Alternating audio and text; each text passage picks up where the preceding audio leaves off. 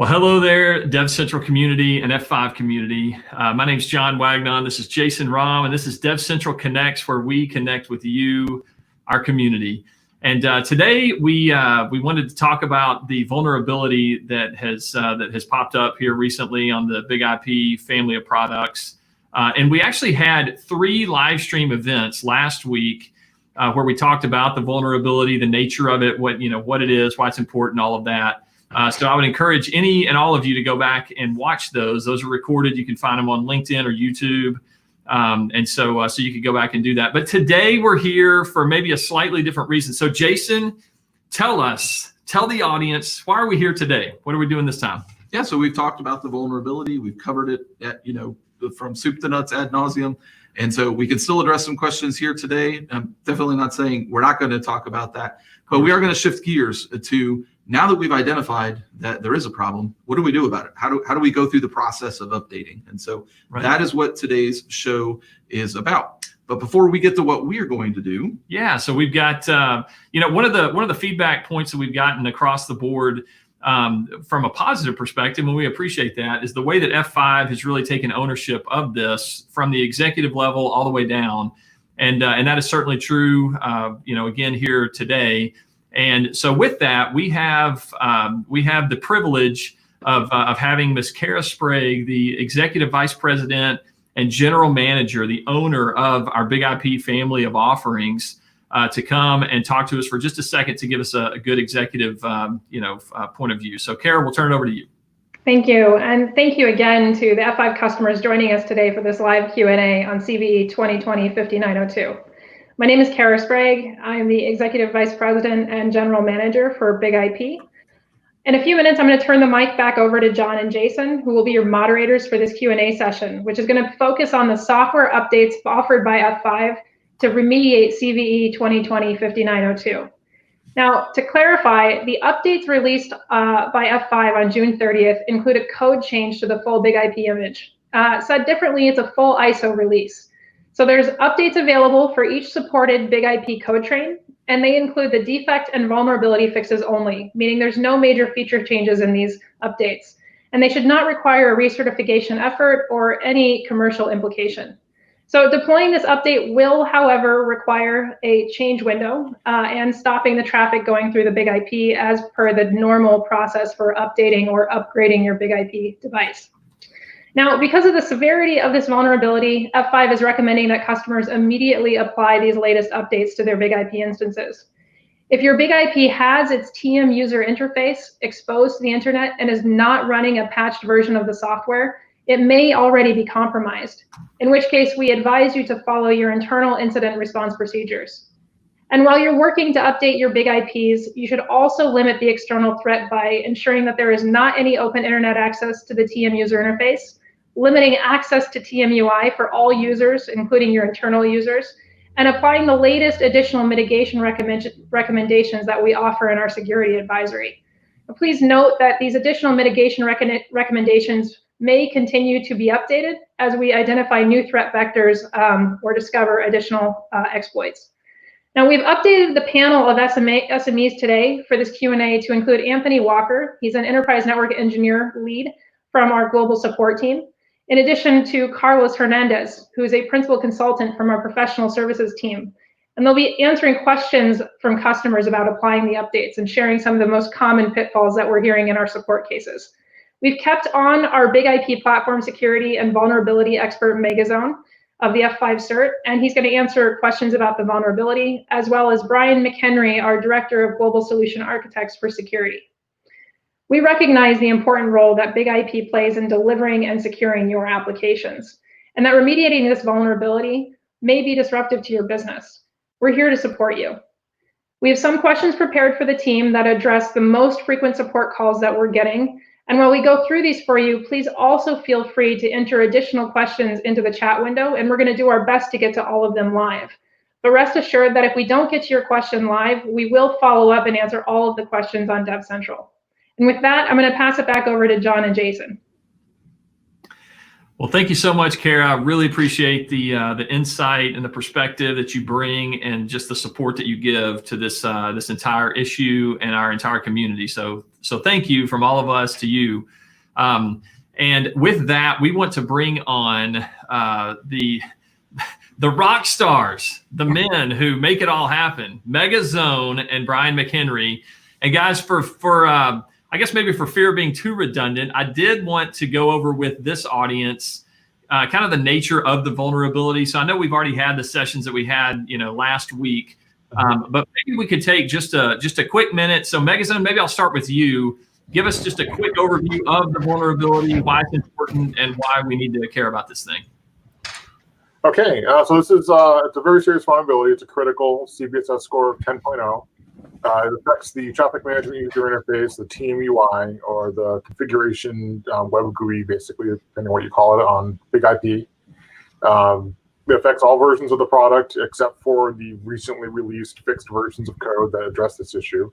There are fixes available for 11, 12, 13, 14, 15, and now 16.0. They all have fixed versions available. The vulnerability allows for remote code execution.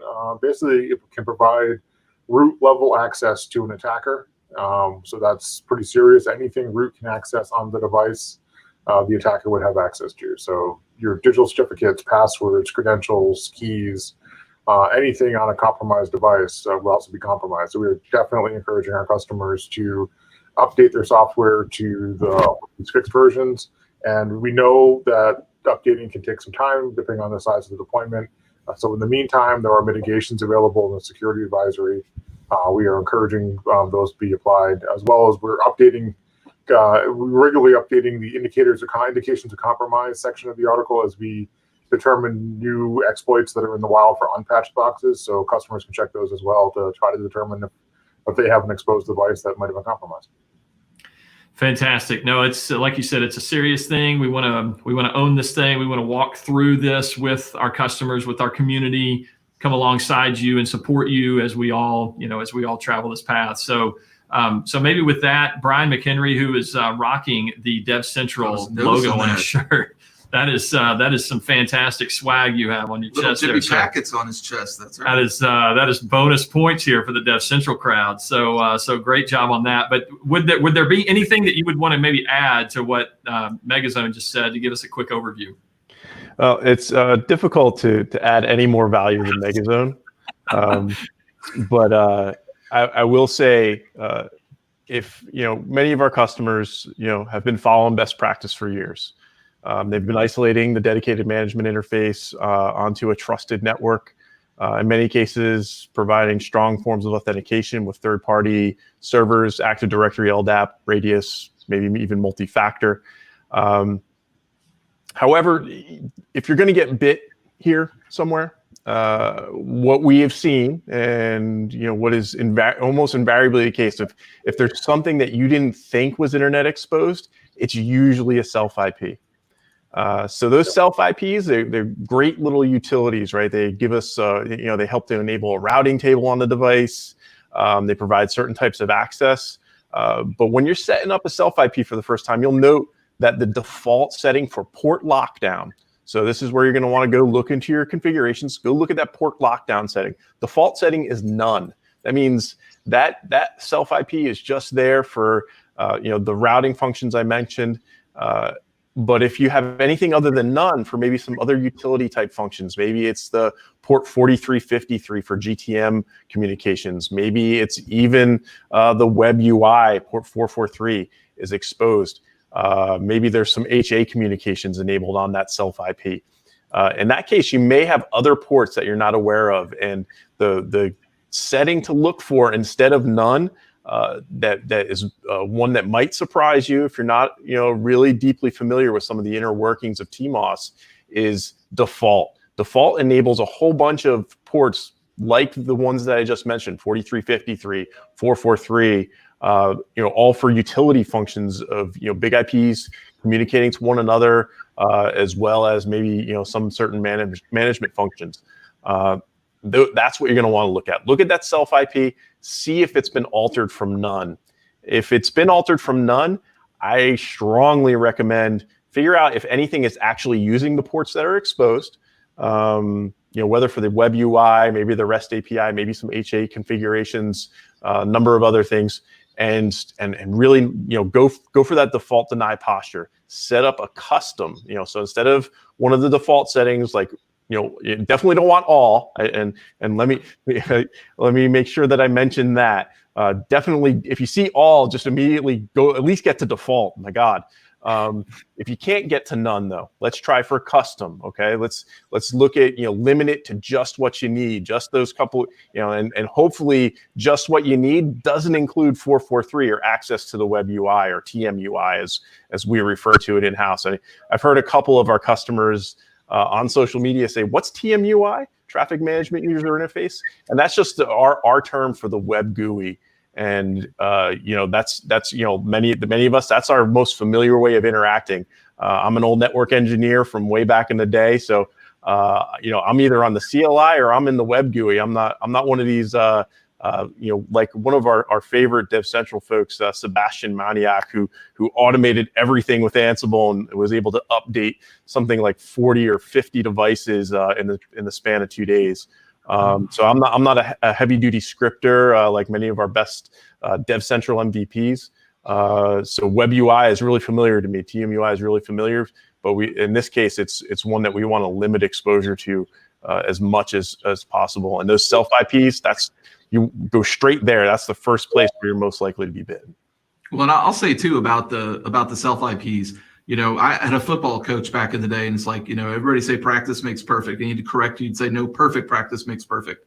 If you spend a lot of time doing lab work, it's really easy to lull yourself into the comfort of allow all or allow default, because it's less custom work you have to do in your own lab environments, but you build that muscle memory of not thinking critically about what that means when you go to a production environment. So caution there when you're doing lab work, do it the right way, even in your lab. Yeah, practice the right way. And I think that's so important to mention the, allow none or allow custom, because some people may intuitively think, well, hey, the default, allow default because it's the default setting, so I need to go there, whatever. But, interestingly, allow none is the best place to go there. So thanks for mentioning that. And I will add to that the security advisory in the section about tightening your self IPs has links to several other documents that talk about the other ports you might need, like 1026 or 4353, that for different protocols like iQuery or HA. So if you want to do allow custom, the documentation is linked right there to help you figure out what ports you want to leave open. Right. Perfect. All right, guys, I'm going to send you guys backstage, and we're going to bring on some other guys until later in the show when we get larger Q&A. Thanks for that. And then, so what we promised at the head of the show, we're going to get right into it. We're going to bring Anthony Walker and Carlos Hernandez. Gentlemen, welcome to the show. Thank you. How's it going? It's going Great. Fantastic. Yeah, man, so it's great to have you guys here. Yeah, so we want to get down into the nitty gritty of, now that we've identified a problem, we go through this process of updating Big IP. And for those who haven't done it a whole lot, or maybe they do it once every couple of years for whatever application requirements that things have to sit for a long time. When something high vulnerability comes like this, and they have to scramble, certainly some mistakes can be made along the way if it's not something you do on a daily basis. So we're interested in what that cycle looks like, that update cycle looks like, and what perspectives that you guys can bring to the table on how to help our community have success with updates. Sure. So what's kind of the first step you would take in going from discovery of a problem to fixing the problem? So when you're planning for an update, there's kind of 3 steps you want to figure out. You want to plan for your update. Then you're actually going to do the performance. You're actually going to perform the update. You're going to go to that software version. And then you want to verify. Hopefully nothing's going to go wrong. And then we can talk about what to do when certain kinds of things go wrong as well. Mm-hmm.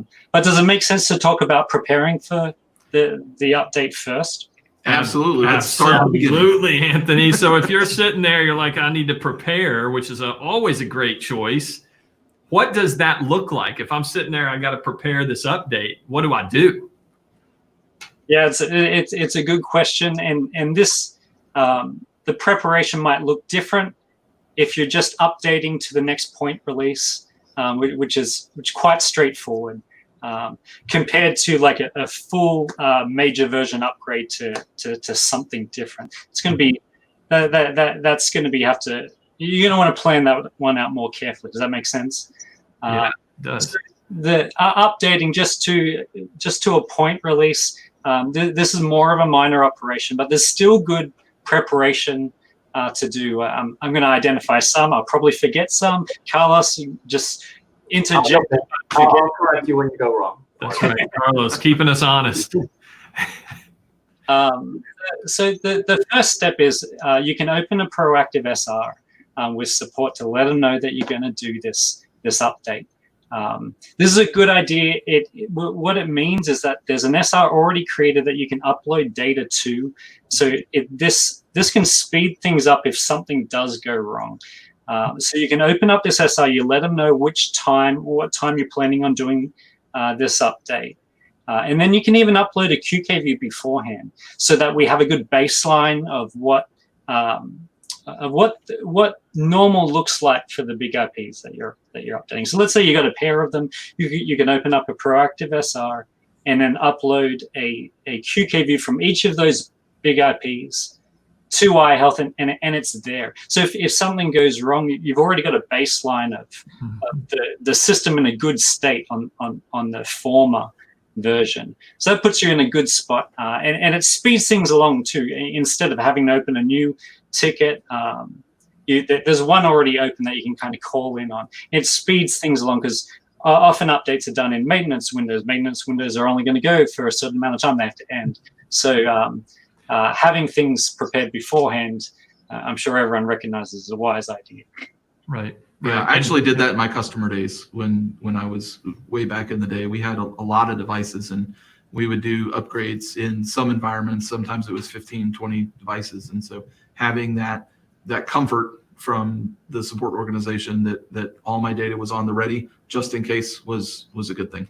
Yeah. Yeah. So just because you open the SR, the service request, doesn't mean that something has gone wrong. It just means you are preparing the field, you're preparing the ground to say, hey, if I need to access this or take advantage of this, it's already open. People already know about it. The groundwork has been laid, right? Yep. So perfect. What a great idea. And maybe this goes back to Jason's point as well. That muscle memory. If you're used to doing stuff in lab or whatever, then you may kind of lose some muscle memory on the self-IP ports or whatnot. But in this case, it's good to open up that proactive service request regardless, right? So I think that'd be a good idea. Yeah, the main benefits are twofold. It's the speed of how if something goes wrong, how quickly you can engage, and also establishing that baseline. So the baseline's already there. You don't have to worry about, hey, did I have a baseline QKView from a prior version? Where is that? Where is that lying around? Let me get that uploaded to iHealth. That's already done. And then if something does go wrong, you've already got a ticket. You've already got the upload link. You can upload new data, like a QKView of a broken system or something like this. You've got all that ready to go. So speed is the aim of the game there. Yep. One of the other things that I did in prep steps was I took a service, inventory of all my applications and what was up and what was not up, so that after the upgrade, I did a diff on those two files so that I knew instantly that if something's not coming up, it wasn't that my upgrade failed. It was that app was already down before my upgrade. And Yeah, that's a good idea. Yeah, I was going to say, one of the biggest things that we run into in PS, and has happened to us a few times where we had to roll back and upgrade, was a proper baseline wasn't done of like the status of applications, and you spend time chasing a ghost only to find out, oh, that service was down 2 weeks ago. We just didn't, look at it and, all right, let's schedule another maintenance window. Let's do this again. So you can definitely, especially with minor releases like this, very little goes wrong. It's usually not prepping properly to make sure you know what to expect. Yeah. Okay. Yeah, some of those things. Anything else in the prep stage that you guys wanted to mention? I think, like, touching your license, that one was always it got me a lot. Yeah, there are a few things. So the license check date is a big one. If there's a common upgrade pitfall that folks fall into, it's upgrading but forgetting to check that license. So the way this works is you need to reactivate your license so it has a license check date that is at least newer than the software version's release date that you're going to. So this is explained in solution K7727. This tells you how to do this check, how to say, do I need to update my license? That's the solution that lets you do like the right grep command to figure out what the current service check date on your license is, and then comparing it to the version that you're trying to update to. Does that make sense? And then actually how to do the relicense, we got a solution. It's I think it's K7752. That's the one that'll actually tell you if you need to relicense, this is how you do it. It's quite straightforward. You can do it through the license section of the GUI. Yeah. Check those licenses. Yes. Yeah. Don't let those bite you, Okay, so now the execution stage. Yep. What's the best path? And I know that the best path is dependent on your environment. It depends on your deployment strategy. But at a high level, what is the path for updates? Yeah, let me get into. There's some other stuff I'm preparing that I'll just hit real quick because I think we have to make sure that you actually can log into the device like with root and admin accounts, like those passwords.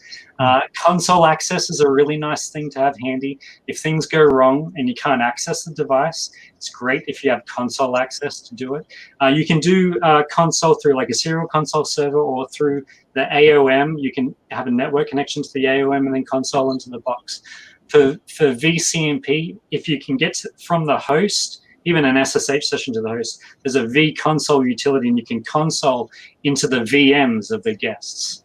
So having good access to your systems is important. And next, you're just going to want to make sure your configs are in sync, and that uploading the ISOs for the versions that you want to install beforehand, checking the MD5 sums, do all that beforehand, before go time, because it's just going to save you time. What do you think, Carlos? Anything else? No, that's pretty much hitting all the points. Yeah. Okay. And then doing the actual process. So there's a few things that could be said about this. The main solution that we cover the overview for this on is, I guess I'm just going to rattle out solution numbers. This is K84554955.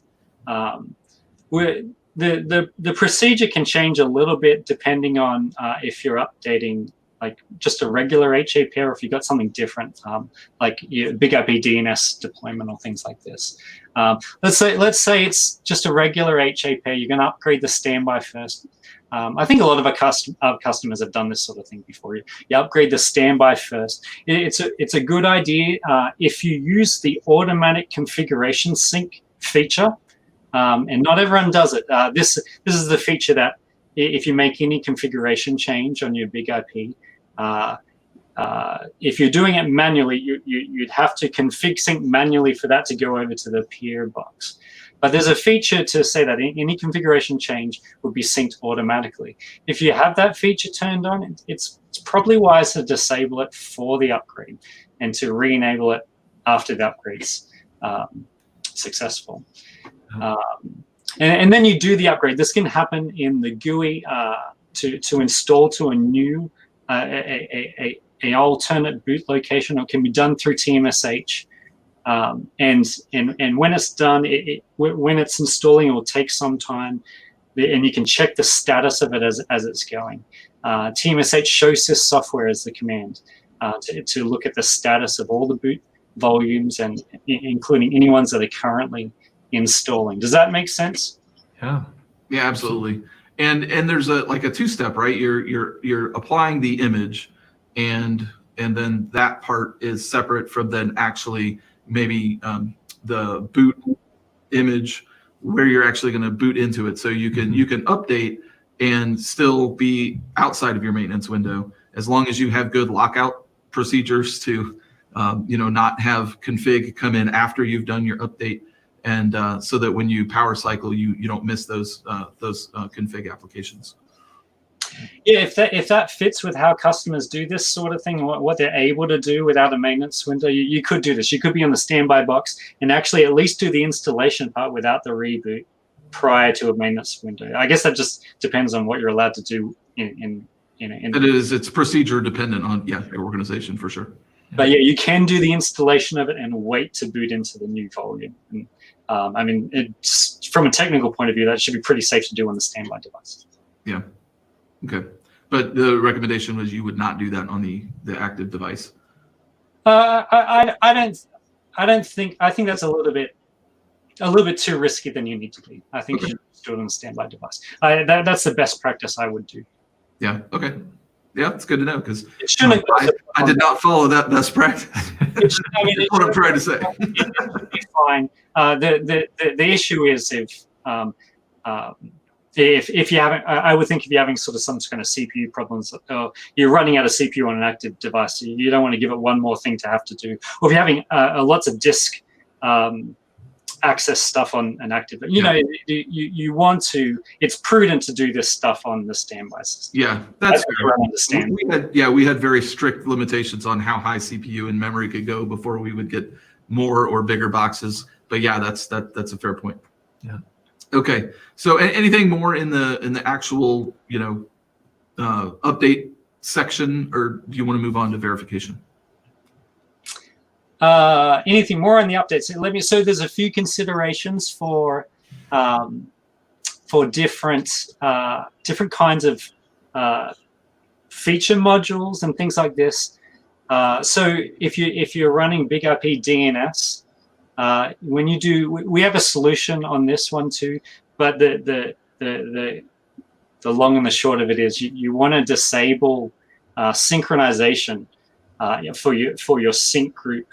For Big IP DNS, as you upgrade each one, you'll turn off synchronization, you give each one a new sync group name, and this is if you have like multiple Big IP devices. You do one at a time where you upgrade each one, and each one's going to join that new sync group. And then you'll actually look at the GTM log file and make sure that as you update each one and it boots into the new version, that's rejoining that new sync group. Does that make sense? And that's only going to make sense, I suppose, for folks who are running Big IP DNS, but that's sort of the what I would say about that. I got a message that I need to put some of these solution numbers in the chat, so sorry about that. Let me get right to that when I. That's all right. Yeah, when we wrap up and we move into the wider Q&A, you can drop those in there. No worries. Yeah, and for those that watch this later, in perpetuity, we can put these in the YouTube notes as well and all that. Right. So yeah, we'll make sure people have them. Yep. We got procedures for clean installs. So this might stand out for folks for anyone who actually saw like a compromised system. And if you're facing this situation, you might consider a clean install of this. And so we have procedures for that. And the solution article for that is K13117. This can be done with an image to disk command, a USB stick, a DVD drive, or Pixie boot. We have options for that. VCMP hosts, it doesn't really matter, but generally I like updating the VCMP hypervisor first. One thing I just remembered I forgot to mention, you should always take a UCS archive of your system before you update. That goes in the prep section. Take a UCS archive. This is your ticket if something goes really, really wrong.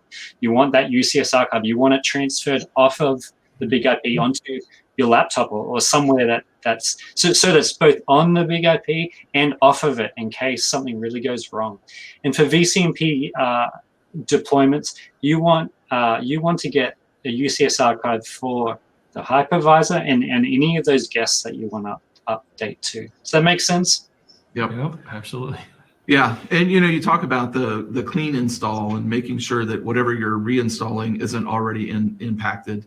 That's, I guess, one of the big pluses for automation systems, because if you're deploying, whatever you deploy is immutable, and that you're not going to change the active running system. Anytime that's compromised, your source of truth is not on that box, it's somewhere else.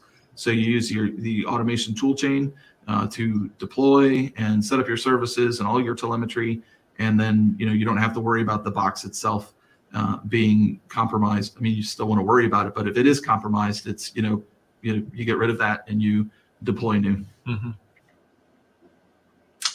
And Carlos, did you have anything else to mention on actually going through the update part? Oh no, you covered it pretty well. And this is the same. This is the same procedure if you're just doing like a point release update, or if you're doing a major version upgrade. If you're doing a major version, we have a solution where there's a supported upgrade path where you have to jump to certain major versions to get where you want. Some of our customers took this opportunity to upgrade to a new major version doing this. So that's obviously more of a significant upgrade. You could be facing behavior changes and new features and things like this. They're in the solution. I'll have to dig up the solution, but we're on Ask F5 where we talk about the upgrade paths. We talk about which version you have to be on in order to get to like version 16 or version 15. Does that make sense? Yeah, it's like you're skipping stones, right? It's not you just point A to point B. Yeah. There might be a point, C in the middle there, Right, that you need to jump to get there. Yeah, and as far as I know, our software doesn't enforce these jumps, but they're not always supported jumps, and things can go wrong if you don't take the jumps. Does that make sense? Mm-hmm. So if you're on V11 and you just install V16, you might run into some issues, but it'll try and do it. Does that make sense? Mm-hmm. And but you need to first get onto the right intermediate releases. Right. Yeah, and that's why personally, I especially with this, if the goal is to update to fix this vulnerability, for me, if it were my environment, I would not couple that with a major upgrade, just because of all those default behavior changes and new features that might do something to my application that I did not anticipate. And so trying to plan for the testing and certification of your applications at the same time as fixing significant vulnerability, the stress of that and the potential for error is not a risk I would want to take. But I know some people, it's like the only chance they get to get up to newer versions is when they're fixing vulns. So it's just something to keep in mind. So I mean, each person's going to be different, but you need to, if you are going to try to jump big, then you need to understand what we just said. Yeah.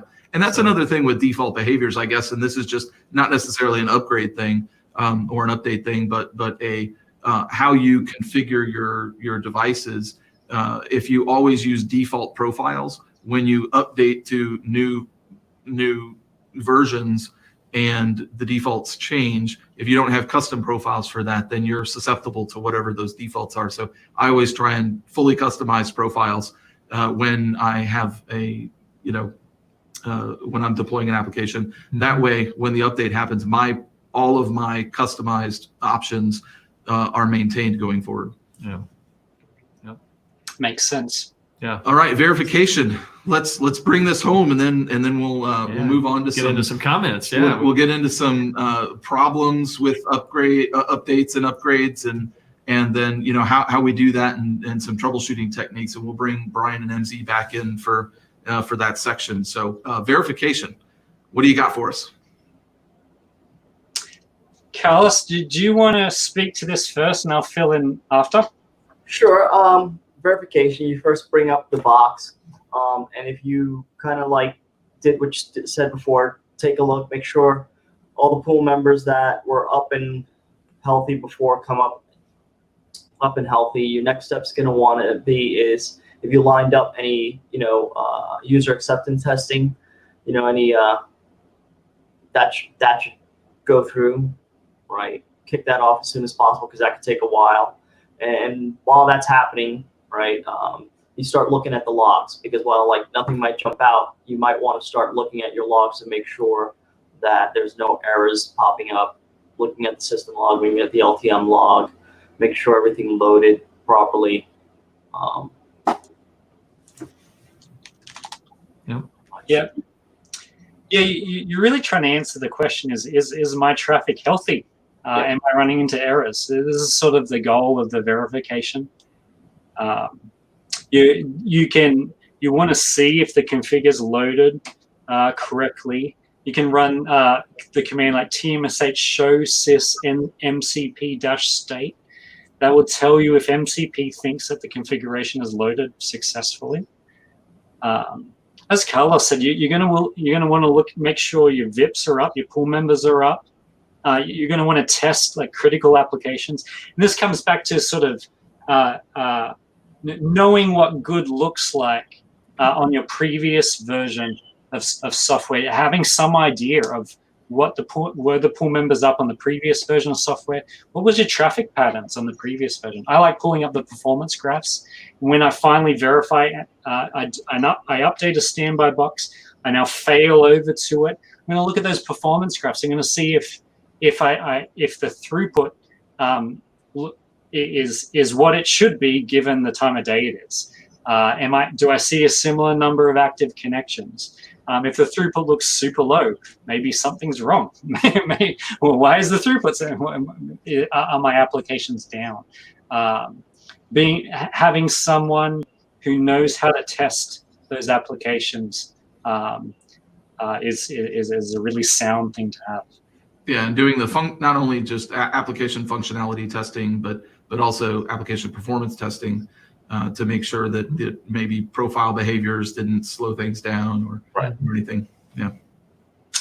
Yeah, if you're running things like APM, and if you're using like network access VPN, you try that out. Make sure you actually have someone try and open new network access VPN sessions, stuff like that. Make sure that those work.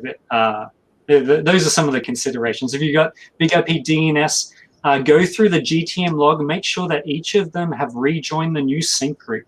Make sure that you've got all of the Big IP DNS devices in that sync group, and even create like a dummy data center. Make sure it gets synced around to all of them. You want to make sure that Big IP DNS iQuery synchronization is fully working on the new version. Perfect. Yeah, those are all fantastic verification. So like we've said, we've prepared, for this update, for this fix. We have executed the update, and now we have verified, make sure everything's working right. And I just to reiterate, I love the idea, and it just makes sense. The idea that it's like, let me see what my applications and all that look like before I do this, and then let me make sure they look good after I do this, right? But in order to know that, you better make sure you do the prepare part to know what they look like before. Yeah. So yeah, just some great practical advice. So yeah, go ahead. Jason. So now we're going to go into a section where we're talking about, okay, that's the puppies and rainbows version, right? That's theory, right? Everything goes and everybody's happy and everybody's doing Valky's dance of joy.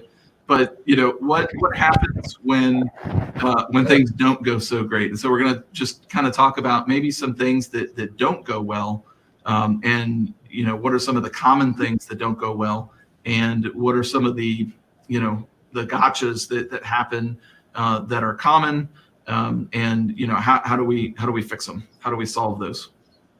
So I don't know if you want to roundtable it, or Anthony, do you want to start with a few off the top of your head as far as maybe some general categories of failure? Sure. Yeah, we'll probably roundtable this. I recognize this as sort of everyone's nightmare when they're responsible for doing an update or an upgrade. Everything's fine when you run that tmsh install command and reboot, and it comes up and everything works. That's a good situation. But when it comes up and your config doesn't load, or it says inoperative on the prompt, or daemons just restarting over and over, this is what this is what scares folks, isn't it? And I'd imagine that there's folks on now listening who've seen these situations. You don't know what to do, but I think the first thing to say, it's so important not to panic when this stuff happens. You got to keep your head. It's very critical that we gather the right information to solve this problem. There's a great rollback strategy to just boot back into the other partition, but we need information before that happens. F5 support needs information. You're going to want to involve F5 support as soon as possible when this happens. And ideally, you'll be involving them before you're back into the old software version. It's very important to take a QK view while you're in the new upgraded system that didn't work, or the updated system. Does that make sense? You want a QK view on that version. It puts us at a disadvantage from technical support at F5 if we're already back to the previous version and we didn't get a QK view in that time. Then all we got to go on is the logs, and sometimes the logs aren't enough. QK views have more than the logs. They've the running state of the whole system and a bunch of other stuff. So it's really important to get a QK view while it's on the system, while it's on that version that you're having the problem. That makes a lot of sense. Would anyone else add any gotchas or things to think about? If you have a system, an older system, right? An older system like the system that's speaking right now, look for spinning disks. Spinning disks are things, especially if they've been up a long time. So if you've got an older system like a 1600 or 3600, something of that generation of hardware, which frequently shipped with spinning disk, those are things that may have been up and running for a long time since your last reboot. Those are ones that you may want to be, extra mindful when they come back up. Are the, do you see disk errors? Those are things that I would look for. Just for many years in data centers before I came to work at F5. I spent a lot of times in NOCs and SOCs, and that's one thing that'll bite you on a reboot for a system that's been up a long time.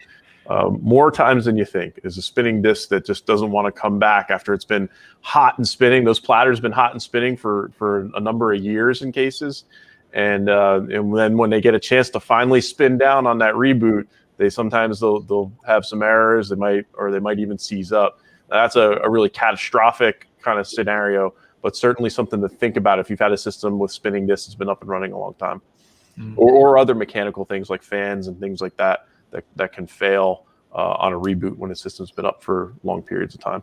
Yeah, you mentioned the older hardware, and I guess that's something with all of this update and an upgrade thing to consider as well, is that am I able to upgrade update because of my older software, and even with the software that we might have is coming towards an end, and like 11.6 and 12.1 both go end of software development in May of 2021, and so not only checking your hardware and how long that's supported with current software, but also the software itself.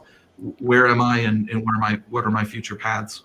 Yeah, it's all important stuff to think about. And I know that we've got about 15 or so minutes left in our scheduled hour show today.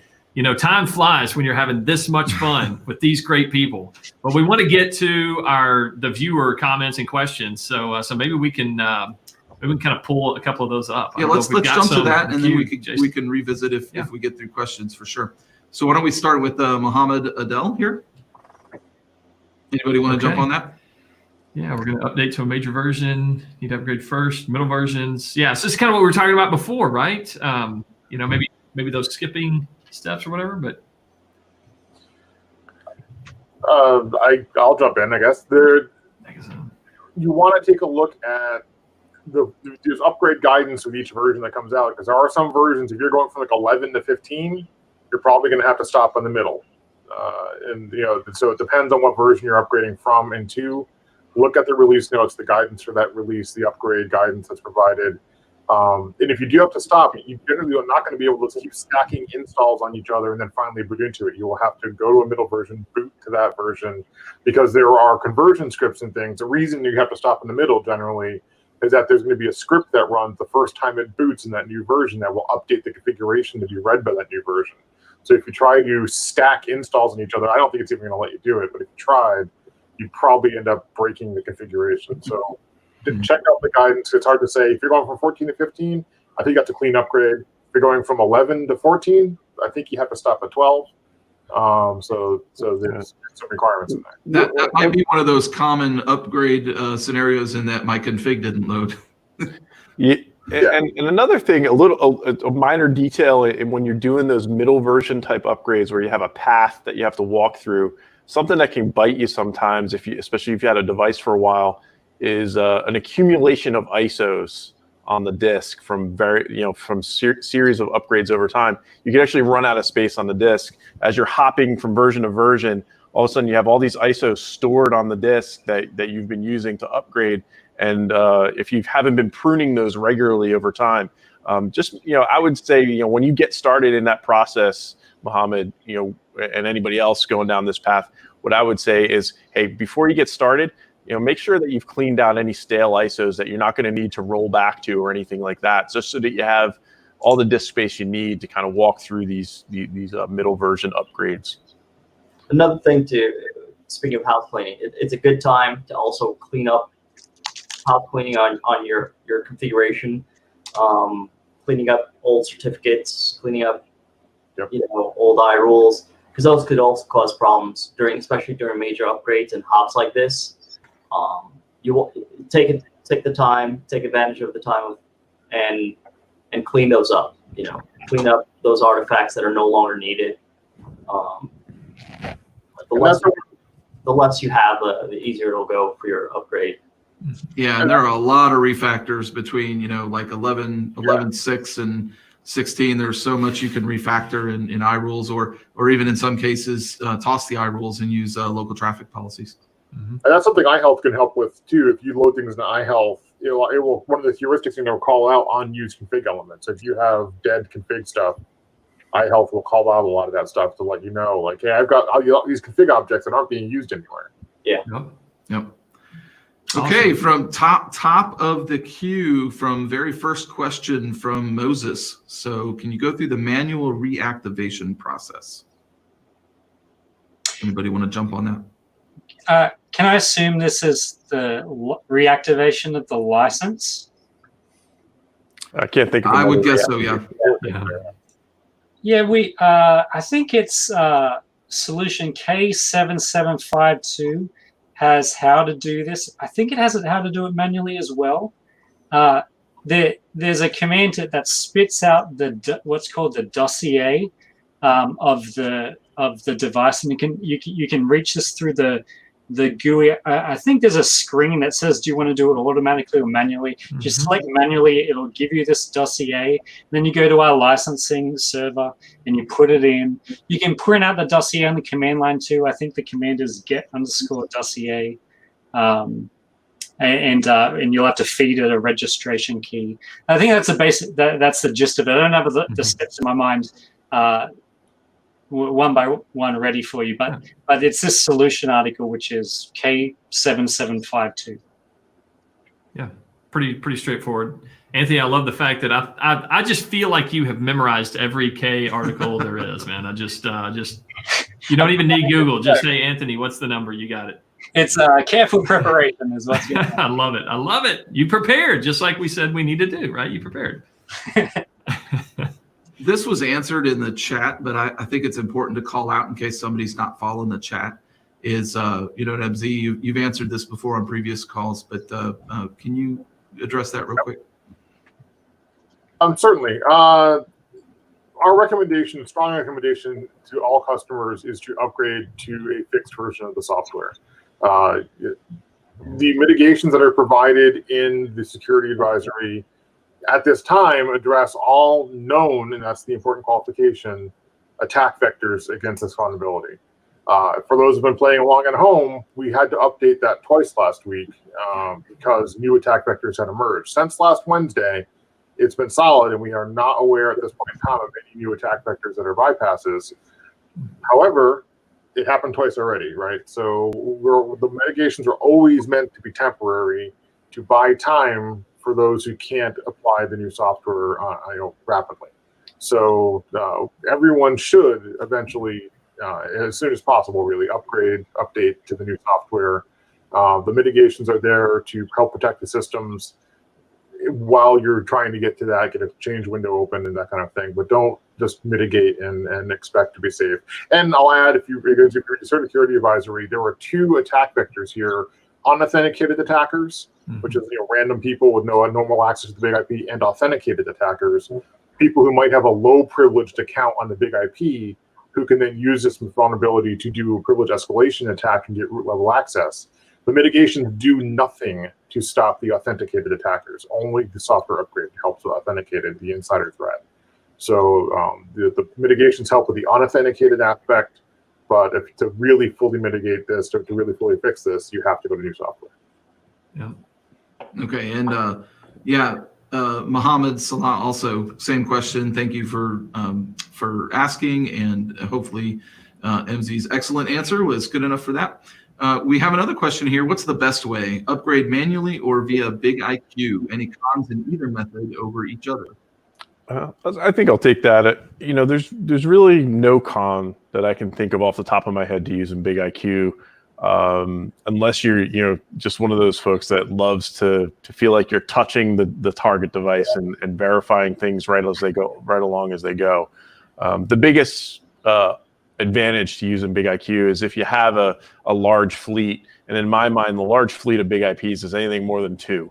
If you got more than 2, it gets kind of tedious running that process more than once. Big IQ can really help you speed through taking care of updates for a number of big IPs.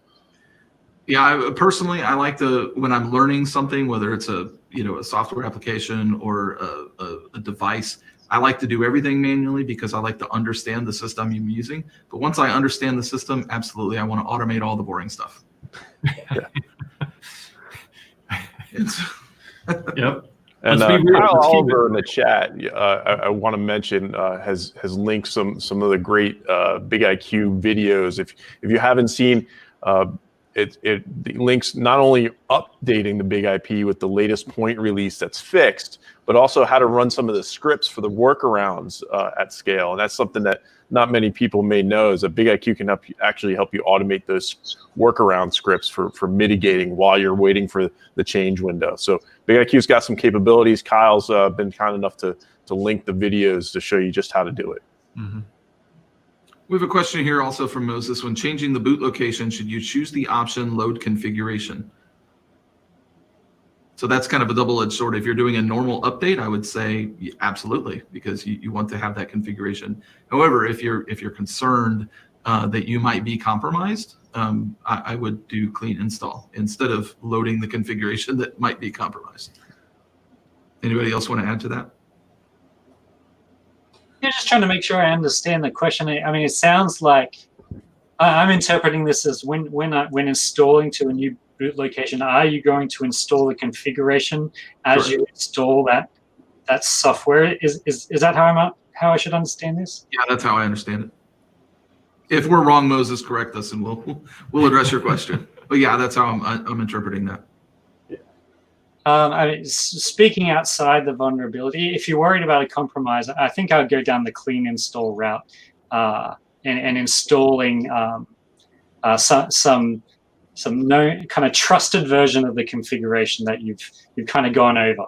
But if we're just talking about regular updates, I think the default behavior of installing to a new boot location and carrying the configuration forward just makes a lot of sense.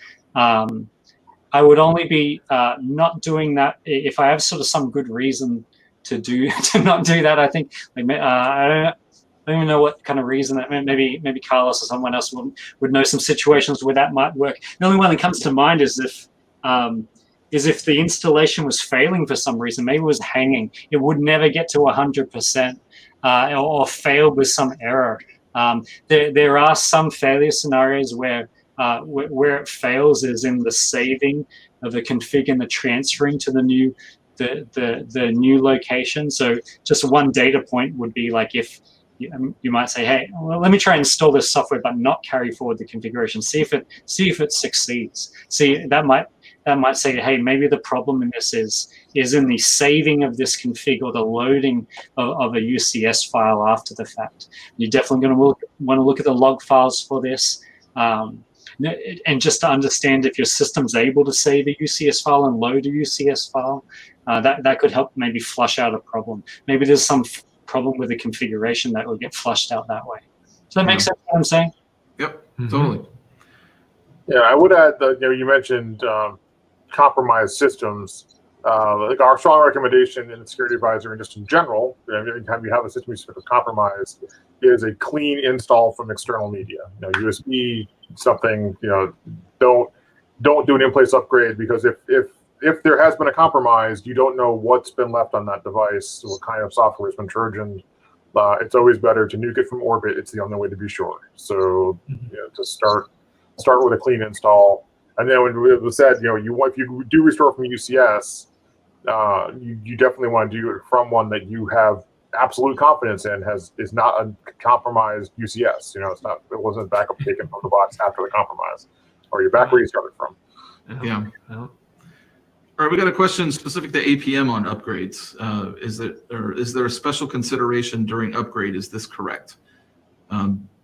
I used to operationally manage APM when we had DevCentral. I don't remember there being anything specific, but it could be something in newer versions. Yeah, I'm not aware of specific things, regarding any of the versions that are impacted here. I would say that in some cases, what you want to do, because the behavior of AP, if you're going to any kind of major or minor version change, APM behavior can change quite significantly. So you do want to kind of check, double check your config after update, make sure it's still working the way you expect it to, because you might be passing traffic, but maybe the policy isn't doing what you expect it to. So, certainly you want to review your configs just as you would, but maybe a little extra attention on an access policy. And make sure you have an independent, you can back up the APM policy independent from the rest of the UCS as well. So that's something else you can do. To way to kind of load it a little bit differently if it doesn't come back correctly. And similar to what we were saying before about with DNS, the F5 DNS, if you're syncing policies, if you're auto syncing policies, you might want to disable that during the upgrade and then re-enable it once the upgrade's done. That way you don't risk corrupting anything. Yeah. All right, fellas. We do have some more questions in here, but we're about up on time, so we need to summarize and wrap up. But all the questions, if we didn't get to one of your questions, we will definitely follow up and answer all of them and get with you on that. And so Brian, Anthony, Carlos, MZ, thank you for joining us today. It's a pleasure. And we are to I would just quickly say that we are planning another live stream. For those of you around the world in different time zones, however it works, maybe for us in the Americas, it's going to be tomorrow morning. For some, it may be later today, but it's going to be 8:30 a.m. Pacific time tomorrow morning, and it'll be the same group, same discussion. So if you want to join in on that, certainly feel free. We'd love to see you there as well. And on Thursday at 12:30 Pacific, we'll have Sebastian, who wrote some awesome Ansible deployment stuff that we talked about earlier. We're going to have him join us on Thursday at 12:30 Pacific. So yeah, he's going to tell his story. He's going to give us a little run through of what he did. So it's going to be really fantastic. Maybe we'll see you tomorrow morning, and maybe we'll see you Thursday. But we look forward to it. Thank you so much.